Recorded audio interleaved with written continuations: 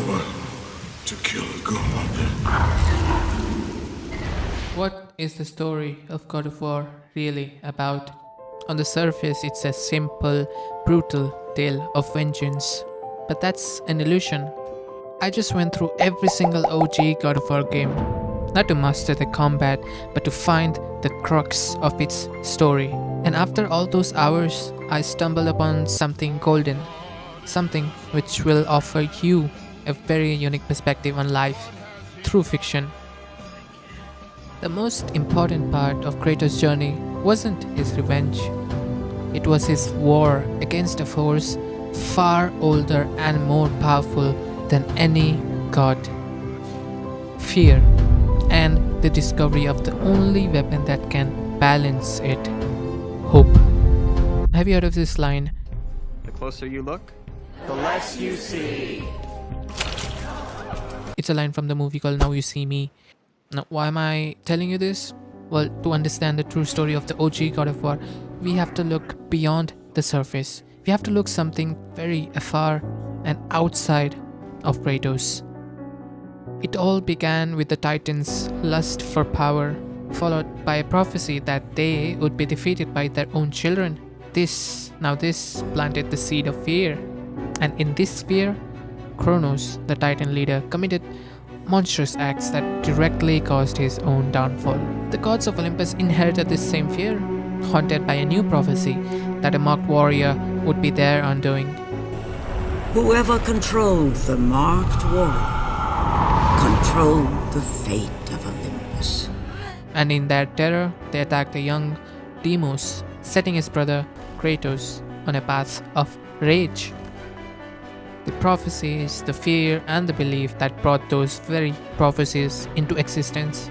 These weren't just background lore, they were the engine of the entire story. The gods, in trying to escape their fate, ran directly into its arms. The gods created the very monster they were afraid of. My vengeance ends now. Now, this brings us back to Kratos. Zeus! Your son has returned. I bring the destruction of Olympus! He chased vengeance because, to him, it was the only choice left. A single, burning purpose to distract from an unbearable pain. No, Mother, no! My wife. My child. How? They were left in Sparta.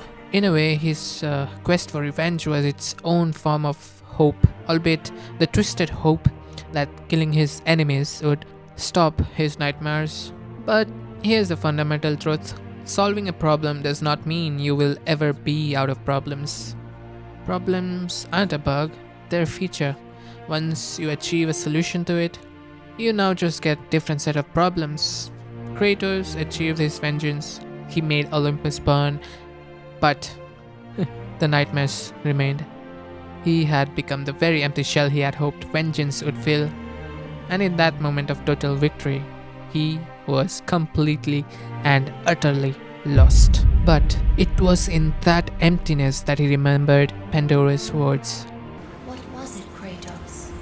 Hope is what makes us strong. It is why we are here. It is what we fight with when all else is lost. She didn't introduce him to hope.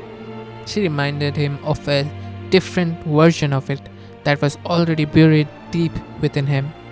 All along, Kratos did have hope, just a destructive version of it, right?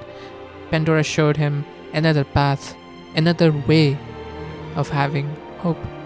When everything else was lost, when his revenge was proven hollow, he finally understood. He opened the Pandora's box, this time not with his power, but with his sacrifice. He released true hope unto the same world he destroyed. This was his ultimate act of defiance. You fool! What have you done? Not against the gods, but against the cycle of fear that had created him. So, nope, God of War was never just a story about vengeance You will pay for this, Zeus. or revenge. It was a story about the devastating effect of fear and how it can bring our worst nightmares into existence. But why does this ancient myth of gods and monsters still resonate with us today? Well, because Kratos' internal war is a battle we all fight. We all have our prophecies of doom, the fear of failure, the fear of not being good enough, the fear that our past mistakes have sealed our fate. But just like Kratos, we also have a choice. We have a spark of hope, the hope that we can be better, that we can break our own cycles, and that we can choose a different path even when it's the harder one to walk. That is the final human truth the original God of War left us with. It's the fundamental balance we all have to find in our lives. You know, in psychology, there's this theory coined by Abraham Maslow. Our most basic needs are physiological, like food, water, and safety, like security, stability. These are driven by fear of loss and harm. They are about survival.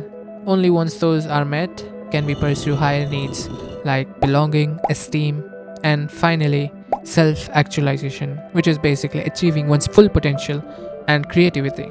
This is the state of going beyond mere existence, and it is driven by aspiration and hope.